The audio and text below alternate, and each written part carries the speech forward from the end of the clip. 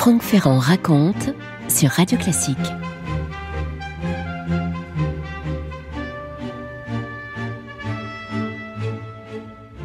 Nous sommes le lundi 25 juillet 1729 dans le jardin du Luxembourg, c'est la fin de l'après-midi.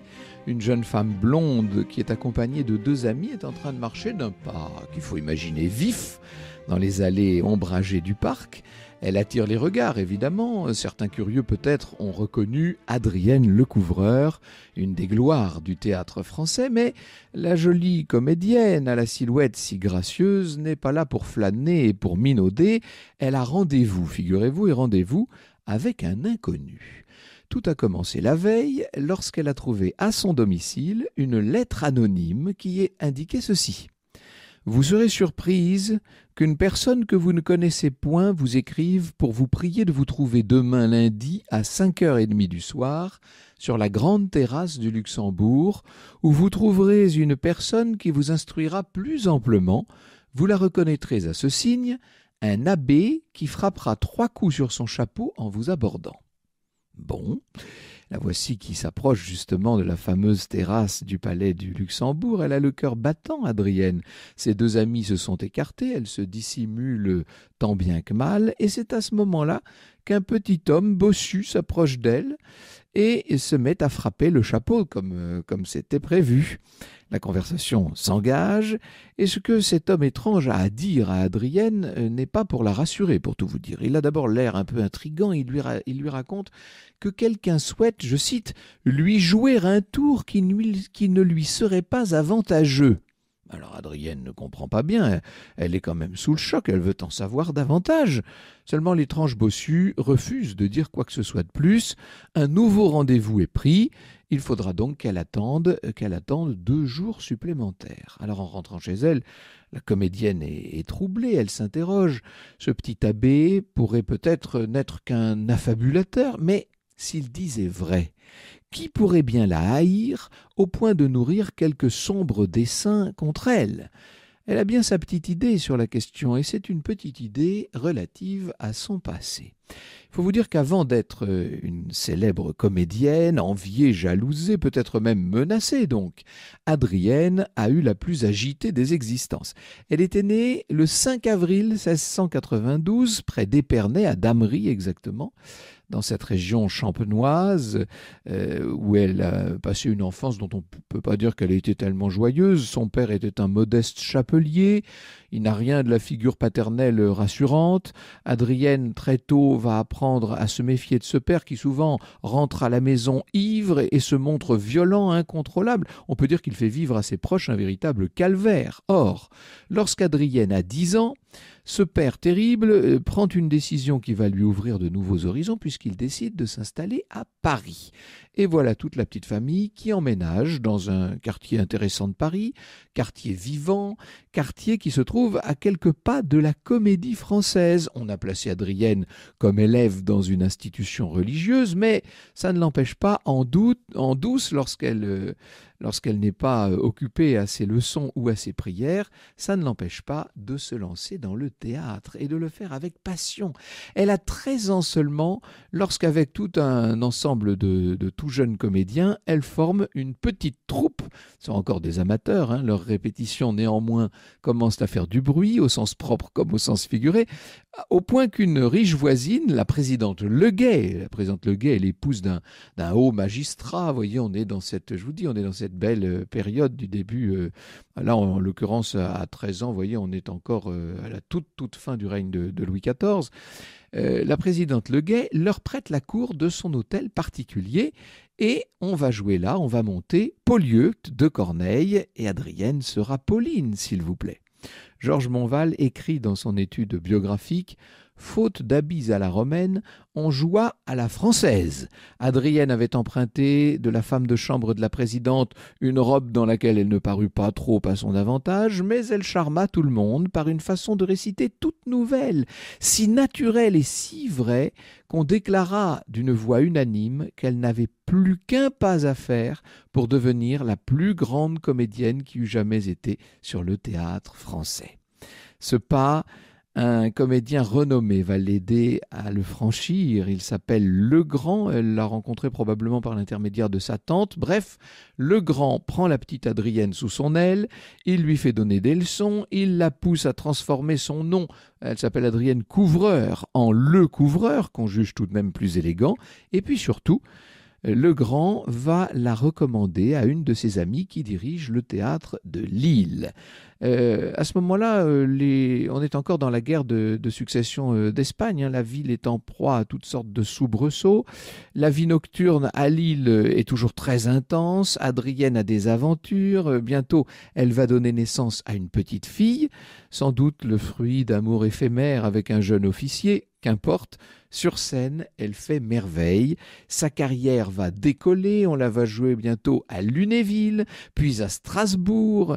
Elle tombe amoureuse à Strasbourg d'un certain François de Klinglin qui va lui faire une seconde fille. Elle va donner naissance à une seconde fille.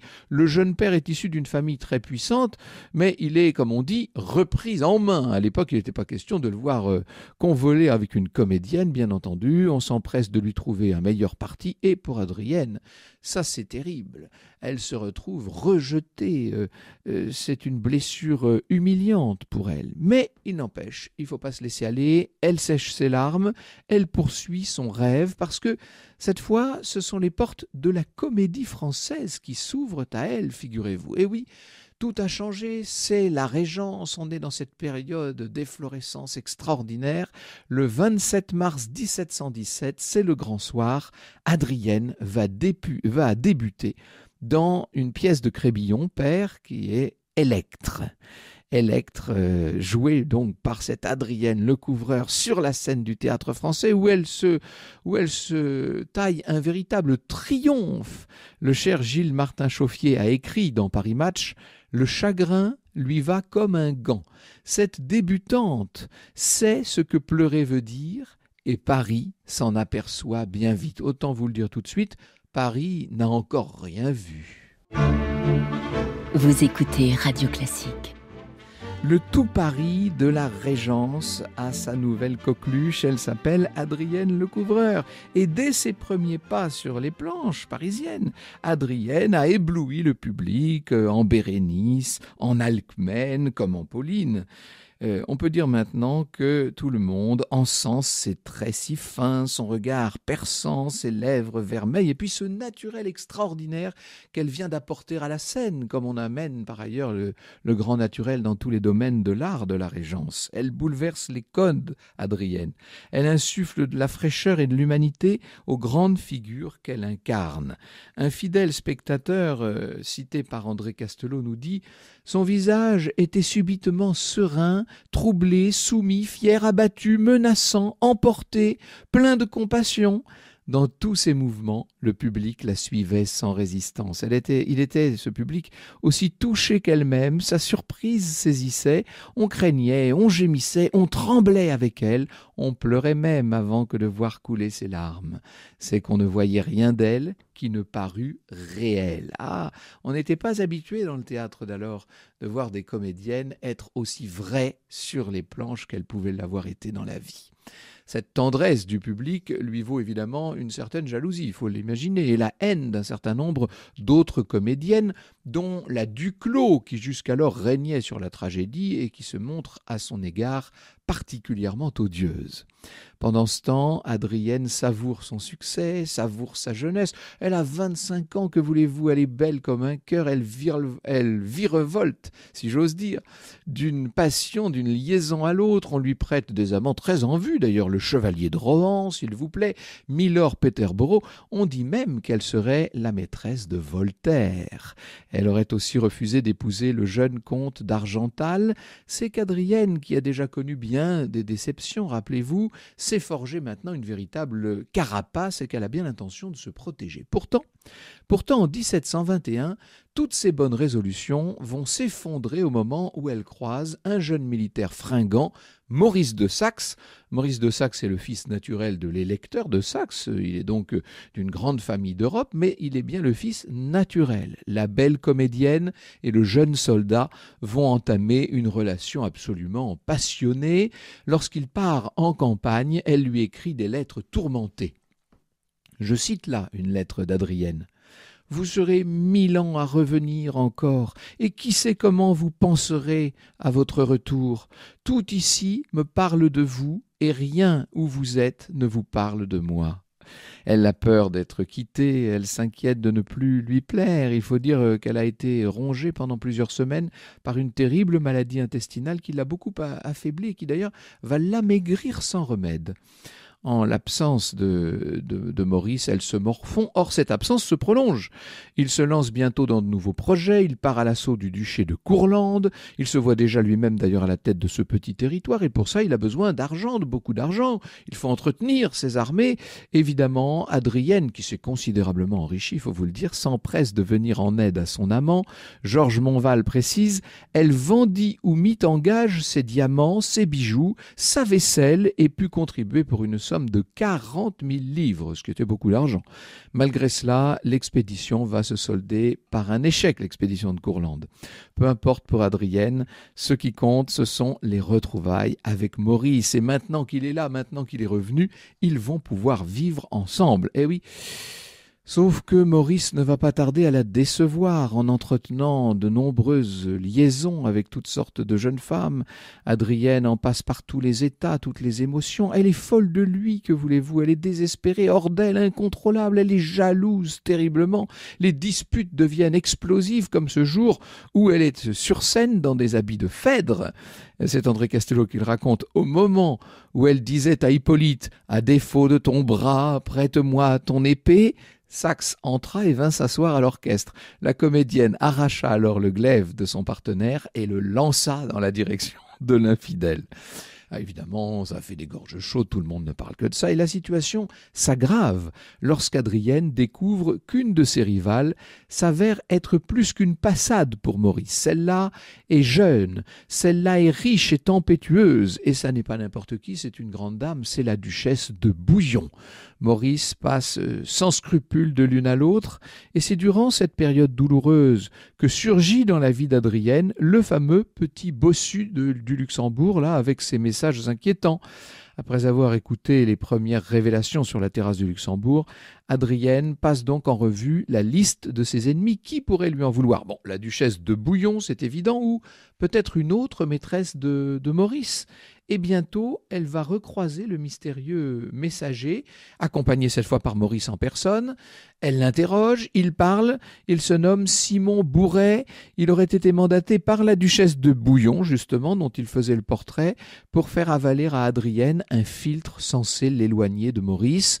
Pour ce service, l'abbé devait recevoir une importante gratification. Adrienne et Maurice le serrent, si je puis dire, ils veulent en savoir davantage. Et quelques jours plus tard, l'abbé est de retour, qui cette fois apporte un sachet de pastilles blanches. Elles ont été, dit-il, fournies par des complices de la duchesse. Alors cette fois, c'en est trop. Adrienne apporte les pastilles au lieutenant de police. Vous savez que depuis maintenant des décennies, on a très peur de toutes les questions d'empoisonnement à Paris et que la police fait attache une grande importance à ces questions. Sauf que, contre toute attente, c'est le petit abbé qui est jeté en prison. Et là, la comédienne est un peu émue. Elle lui fait parvenir des habits, elle lui fait parvenir de la lecture. Et pendant ce temps, les gens de la préfecture, de la lieutenance de police examinent les pastilles. Ils ont du mal à se prononcer. Voilà ce que dit leur compte-rendu. Quelques-unes de ces pastilles pouvaient sembler douteuses, mais la quantité n'était pas suffisante pour permettre d'asseoir un jugement. Nous voilà bien avancés. De longues semaines passent encore, l'abbé finit par être relâché, on le soupçonne d'avoir lui-même inventé cette histoire rocambolesque pour se donner de l'importance, et pourtant, l'affaire est bien loin d'être terminée. Franck Ferrand sur Radio Classique.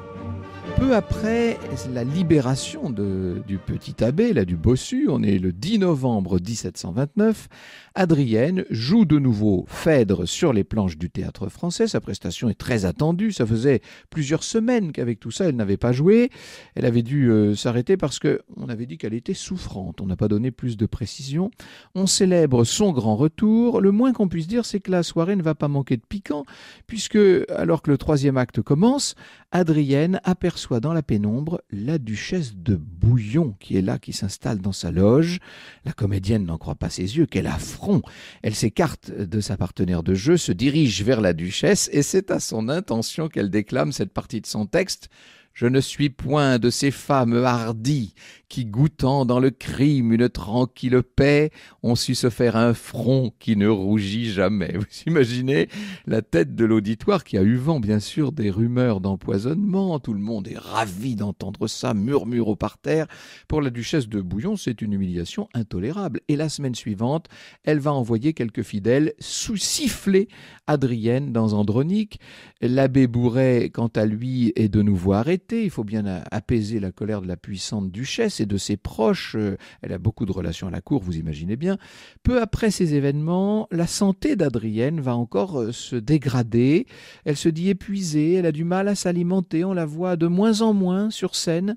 Et le 15 mars 1730, elle joue dans l'Oedipe de Voltaire, mais alors on peut dire à ce moment-là qu'elle n'est plus que l'ombre d'elle-même, et les jours qui suivent, elle est alitée, plus faible que jamais. Alors Voltaire est là, qui accourt, inquiet.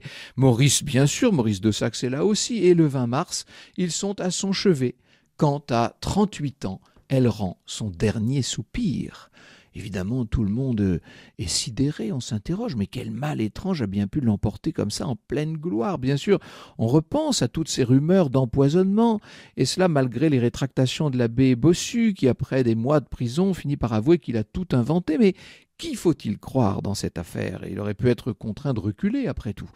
Certains soutiennent qu'Adrienne aurait reçu des violettes empoisonnées qui auraient été envoyées justement à l'instigation de la duchesse de Bouillon. C'est le fameux épisode du bouquet de violettes que vous venez d'entendre dans la voix de Renata Scotto. Pour d'autres, une ennemie de la duchesse aurait pu monter toute l'affaire pour lui forger une réputation d'empoisonneuse. Bref, aucune preuve tangible en vérité n'a pu être réunie, n'a pu être apportée à l'appui d'une des thèses. Pour Voltaire, qui lui-même a ordonné une autopsie, il n'y a pas de mystère. Elle mourut entre mes bras d'une inflammation d'entrailles, et puis c'est tout, crie le philosophe. Ce fut moi qui la fis ouvrir. Le duc de Castres précise « Adrienne était depuis longtemps en mauvaise santé. Les symptômes médicaux qu'elle décrit sporadiquement donnent à penser qu'elle souffrait d'un ulcère à l'estomac et peut-être même à la fin d'un cancer.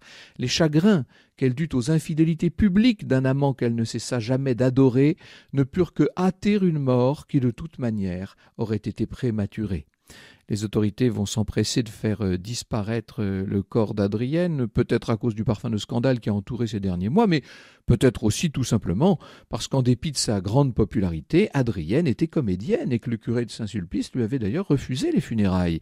On sut bientôt que ce corps, nous dit le duc de Castres, que ce corps qui avait éveillé tant de désirs avait été comme celui d'une bête jetée dans un trou à même la terre, dans un terrain vague non loin de la Seine. Cet empressement à se débarrasser du corps a bien sûr encore alimenté les rumeurs d'empoisonnement. Voltaire, vous l'aurez compris, n'a jamais cru à ces théories, mais il n'en est pas moins révolté par le sort humiliant réservé post-mortem à celle qu'il a tant aimée. Il écrira pour elle ces vers poignants qui sont aussi une défense du théâtre d'une certaine manière. Il prive de la sépulture celle qui dans la Grèce aurait eu des autels. Quand elle était au monde, il soupirait pour elle. Je les ai vus soumis autour d'elle empressés. Sitôt qu'elle n'est plus, elle est donc criminelle. Elle a charmé le monde et vous l'en punissez. Vous écoutez Radio Classique.